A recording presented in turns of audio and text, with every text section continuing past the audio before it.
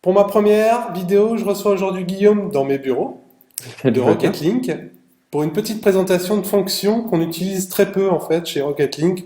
Aujourd'hui, avec toutes les interviews, on connaît très bien comment marche la plateforme. Je suppose qu'il y a pas mal de personnes qui se sont déjà inscrites. Guillaume, qu'est-ce que tu vas nous présenter aujourd'hui? Alors Fabien, je vais vous présenter trois fonctions.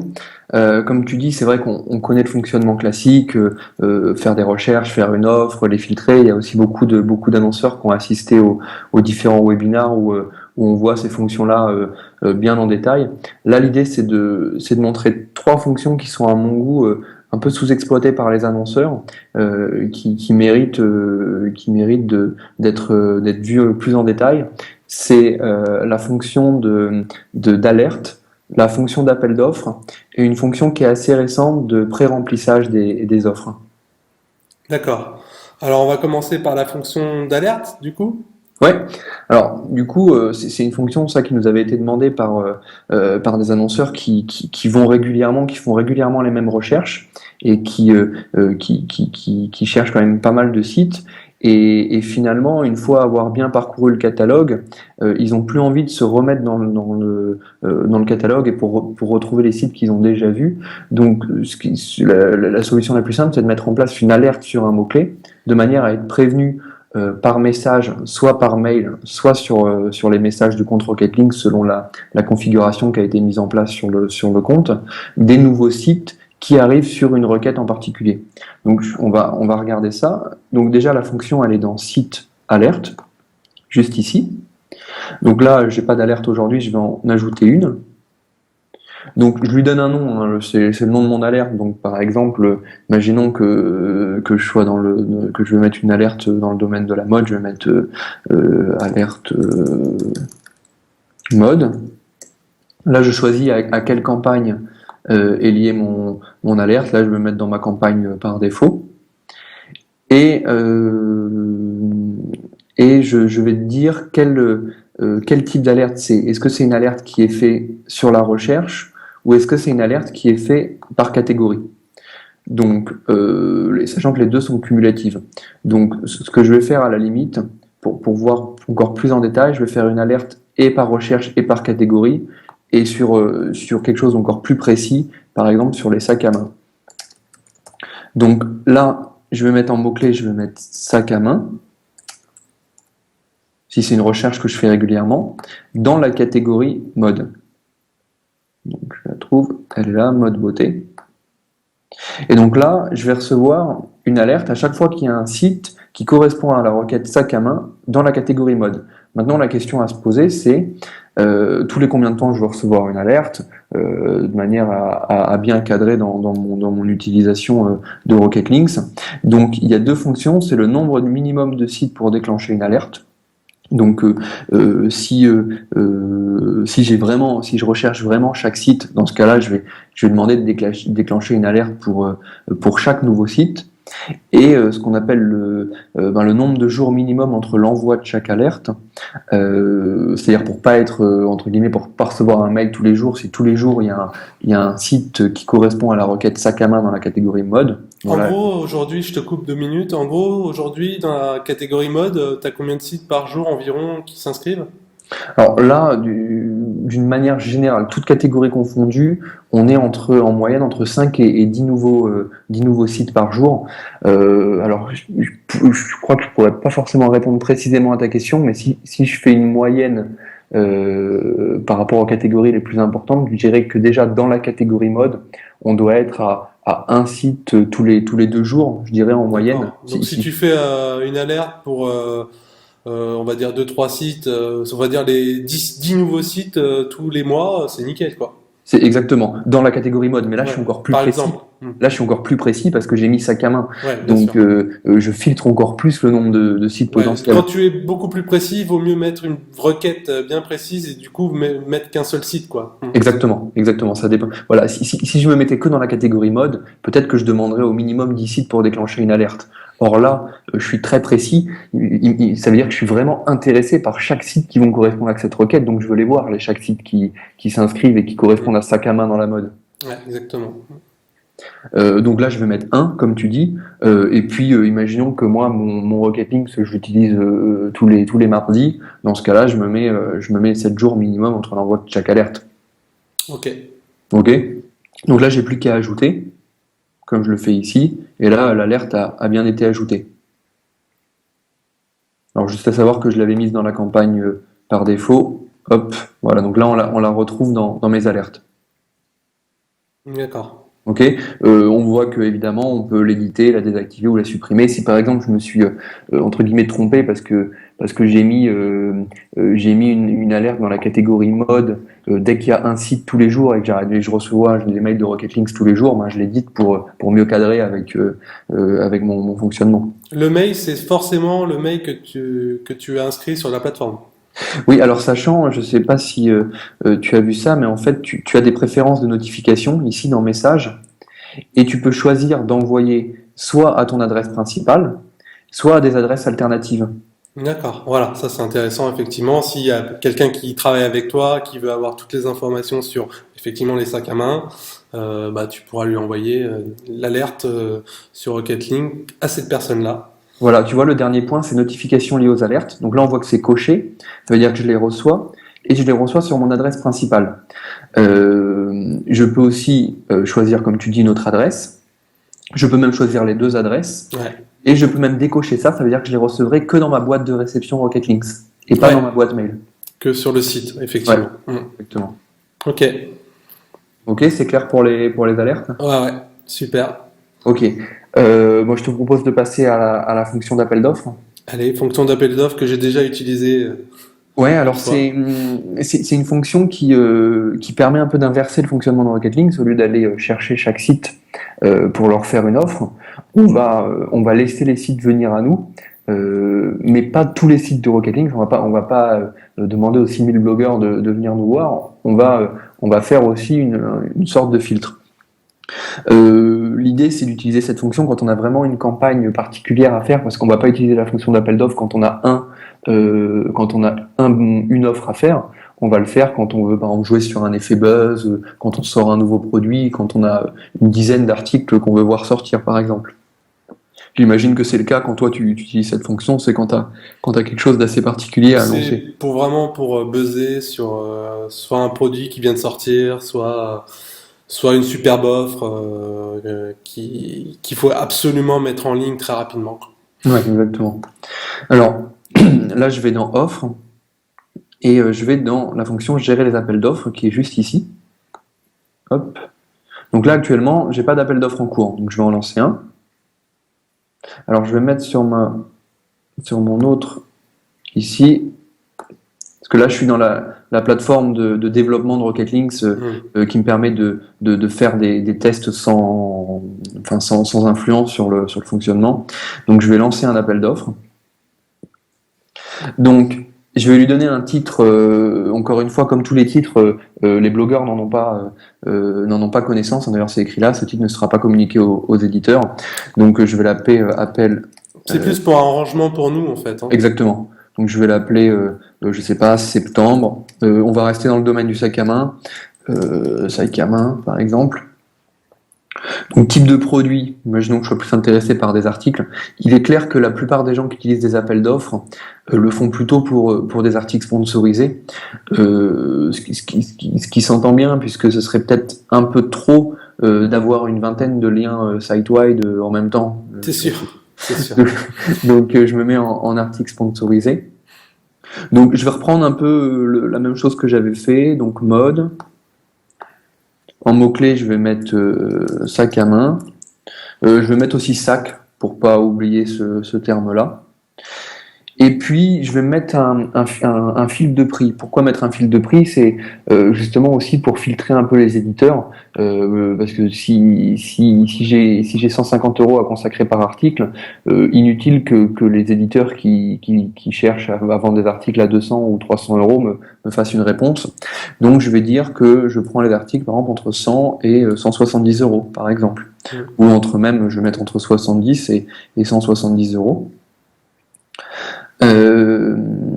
Comme tu vois, ces valeurs sont plutôt à notre destination parce que nous, ça nous permet de voir si c'est bien cohérent par rapport aux filtres qui vont être faits après.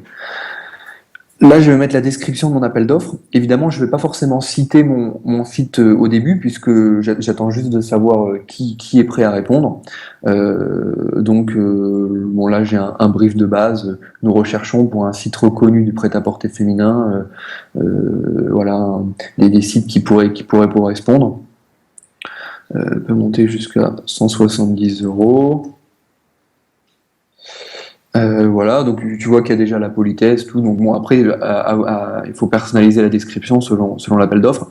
Par exemple, imaginons que je veux le jouer sur un buzz et qu'il faut que mes articles soient sortis avant vendredi. Ça, c'est important, la date, hein, Ça, effectivement. c'est important. Je dirais ici, merci de nous répondre à cet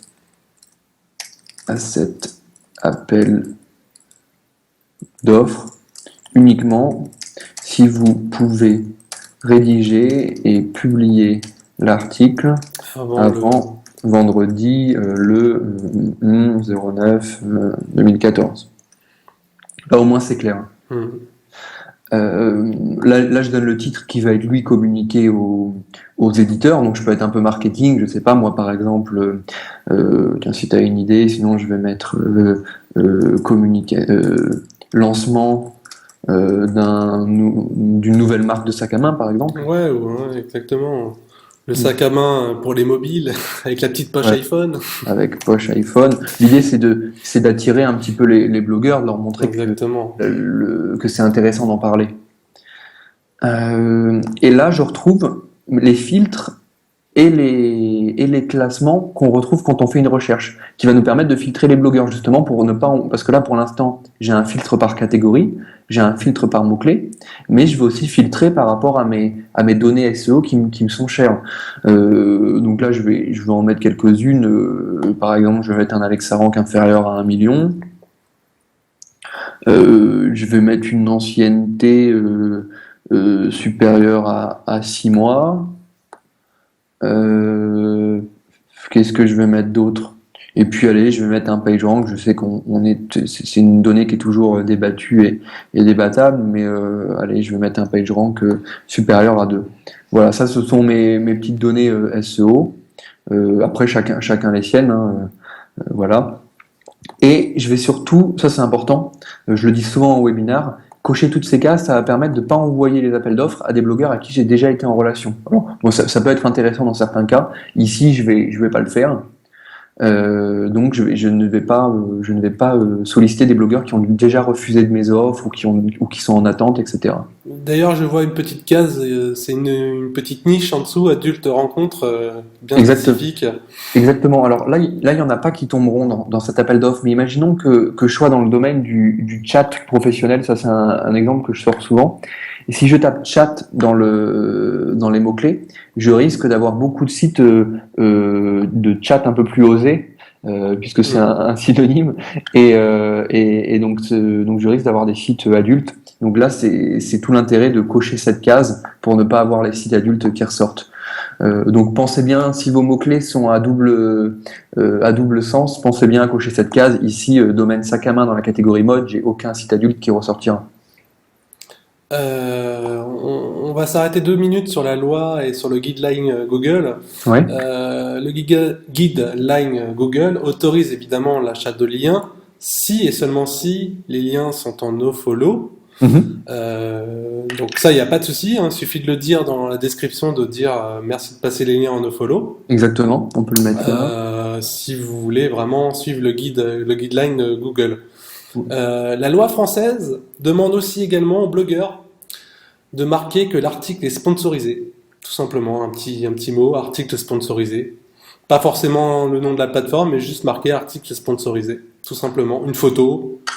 Ouais, alors la loi est quand même assez, on va dire assez, bon, comme toujours, assez floue. En fait, la loi dit que le blogueur doit préciser si l'article est sponsorisé, et il peut le faire d'énormément de manières. Enfin, déjà, c'est la loi française, hein, donc tout dépend où le blogueur est situé.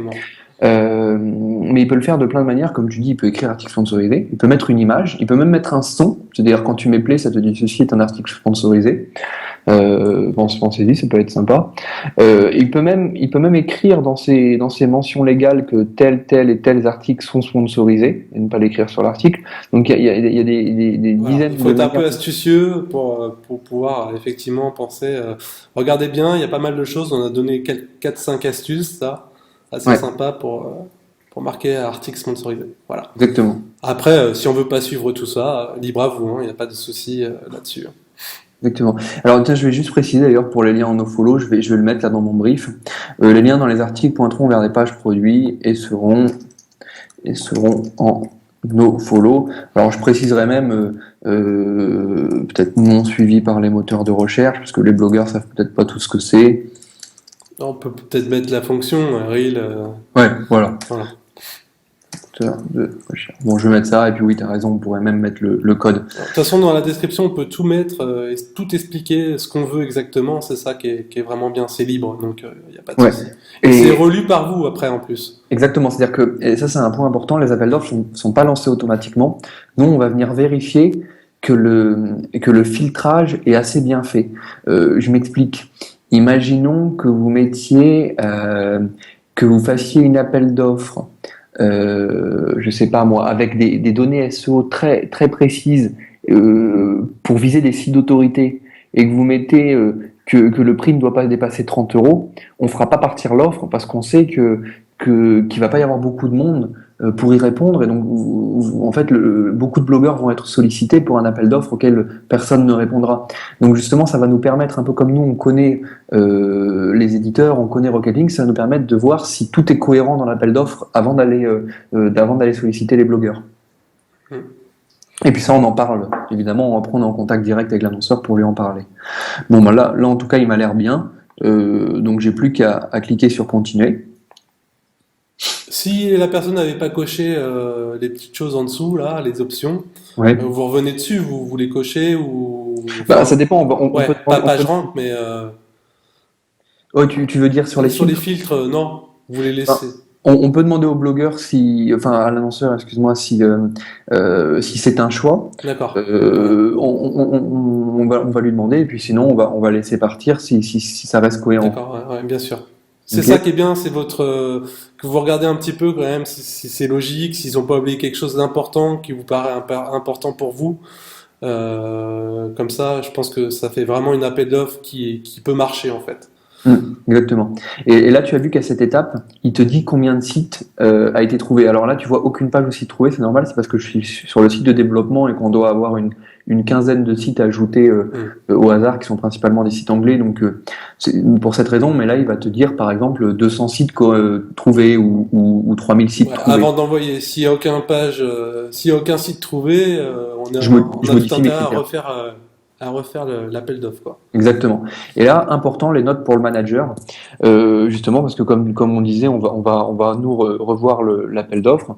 Et si par exemple tu n'as décidé de mettre aucun filtre, mais que c'est un choix, tu peux par exemple préciser, vous verrez que je n'ai choisi de mettre aucun filtre, c'est parce que je veux vraiment avoir beaucoup de blogueurs correspondant à ma requête. Enfin voilà, pour qu'on comprenne D'accord. mieux.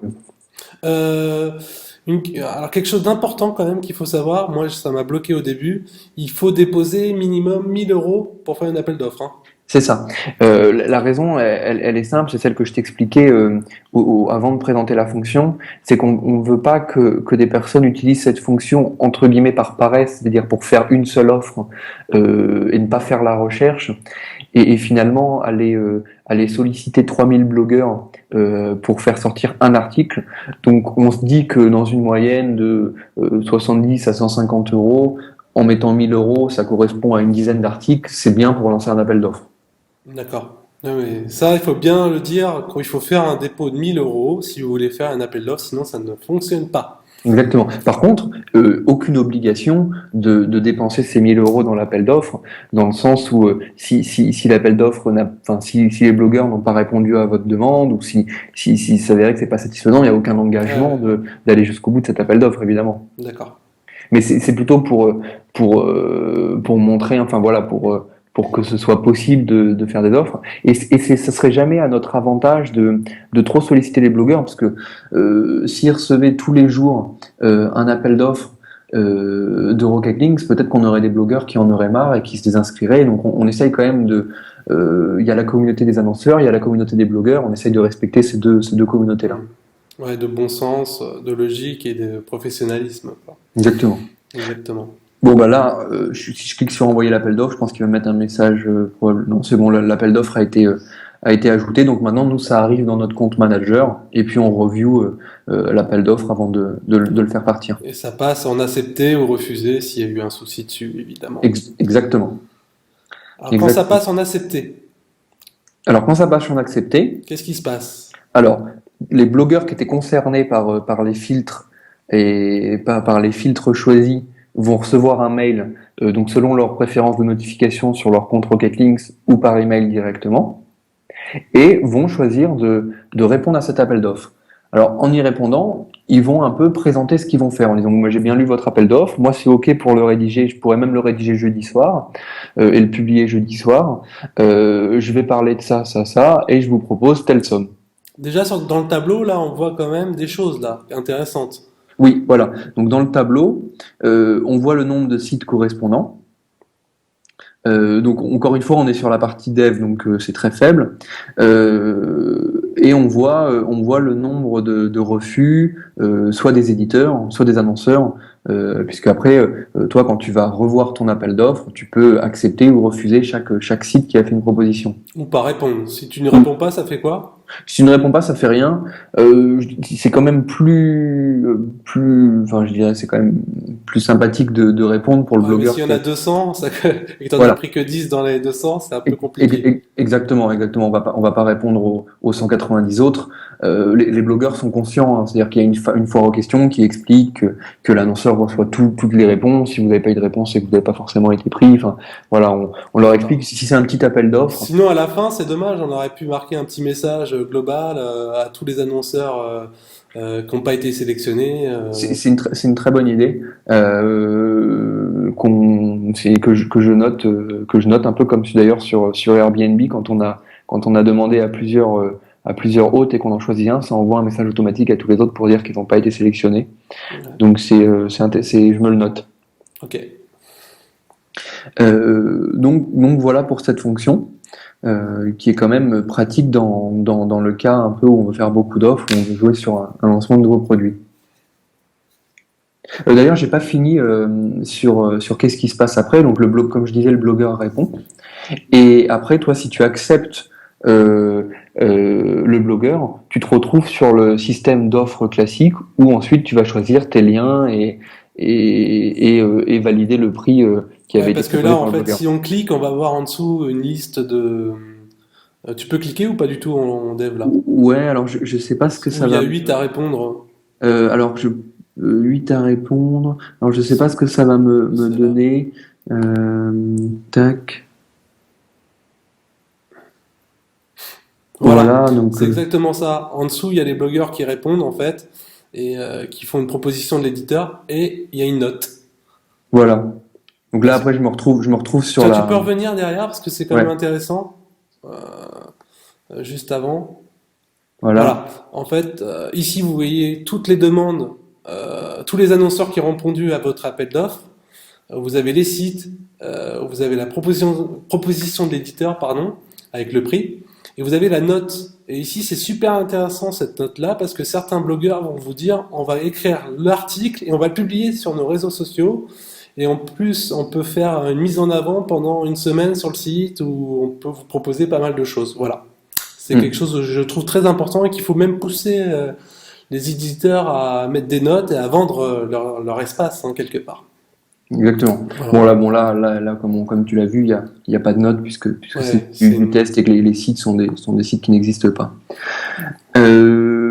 Voilà. Bon, je pense que c'est assez précis hein, pour la fonction appel d'offres. Ouais. Et la dernière fonction que je voulais montrer, donc qui est une fonction assez récente, elle correspond à l'auto-remplissage des briefs, puisqu'on est finalement on se rend compte que dans la même campagne, on va dire à peu près la même chose aux blogueurs en personnalisant un peu, mais alors il y en avait beaucoup qui faisaient ça un peu artisanalement en copiant-collant dans un document le brief et puis en le recollant à chaque fois pour chaque offre. Bon là on a amélioré un peu ça. Donc j'ai fait une recherche là, bon c'est Stack Overflow qui évidemment est un site anglais qui n'est pas sur Rocket Links. Imaginons que je veuille lui faire une offre. Là je clique sur faire une offre. Donc ça c'est on va dire le classique, hein. Article sponsorisé. Et c'est au moment où je vais donner un titre à mon offre où je vais voir toutes les offres que j'ai déjà faites, de manière à pouvoir trouver mon pré-remplissage, enfin comment dire, mon brief de base. Donc là, si par exemple je clique ici, Ouais, t'as pas besoin de refaire ton brief, tu peux repartir d'un brief qui est à peu près le similaire. Tu fais un pré-remplissage et du coup, t'as juste à retweeter deux, trois trucs et puis c'est bon, quoi. exactement. Voilà. Donc là, tu vois, j'ai cliqué, ça m'a changé mes informations ici et directement. Après, je peux éditer quelques Ouais, petites ça va choses plus comme vite, quoi. ça va beaucoup plus vite. Voilà, donc je pense que c'était intéressant de voir ces trois fonctions, notamment les deux premières qui, comme je le disais au début, sont peu exploitées et qui permettent quand même de faciliter énormément l'utilisation de Rocket Links au quotidien. Toi, tu le sais puisque tu les utilises quand même de manière régulière. Ça marche vraiment bien, en fait. Effectivement, ces fonctions-là sont vraiment utiles quand on les met en place. L'alerte, ça marche bien. L'appel d'offres, c'est quelque chose vraiment d'intéressant pour un gros client. Vous pouvez faire vraiment des trucs sympas en nofollow, il n'y a pas de souci, le guideline est respecté. Euh, Ma dernière question, c'est les nouveautés Rocket Link. Il me semble que vous avez lancé Rocket Link pour l'Allemagne, c'est ça? Exactement. Donc on a ouvert le catalogue allemand donc là on a un nombre de blogueurs qui quand même se croît exponentiellement. À ce Et jour, alors combien? à ce Environ? jour on a environ à peu près 1000 blogueurs allemands. D'accord. De toute façon, Donc ça fait quoi? Ça fait combien de temps maintenant que vous avez lancé? Un alors mois? Deux mois? ça fait, en fait, ça fait plus longtemps qu'on travaille dessus, puisque Emily, notre country manager, est à Berlin depuis avril et a fait tout le travail de traduction de la plateforme, d'en parler sur les forums, de contacter les blogueurs. Donc ça fait quand même un bon moment qu'on bosse sur sur la partie allemande, mais on l'a ouvert en bêta pour les annonceurs français, notre catalogue mi-août. Donc D'accord. Donc c'est là, c'est tout récent. c'est tout récent. Ok. Et pour avoir cet accès-là, il faut vous contacter en fait directement ou sur Rocket Link on a accès à... Alors en fait, par défaut, si tu étais déjà inscrit sur Rocket Links, tu n'as accès qu'au catalogue français. Donc il suffit de nous faire un message là à l'assistance en demandant l'accès au catalogue allemand. Et D'accord. pour les nouveaux annonceurs, quand on les appelle pour discuter avec eux, ils nous font part de leurs besoins. Et s'ils ont des besoins en Allemagne, on activera le catalogue. Il n'y a pas tous les annonceurs qui sont intéressés par l'Allemagne. Donc certains n'ont besoin que du catalogue français pour simplifier. Mais voilà, pour les annonceurs Ok. déjà inscrits, il suffit juste de nous contacter par l'assistance. Bah, je te remercie beaucoup Guillaume Bah, pour ta merci à toi, Fabien. présentation. À bientôt. À très bientôt.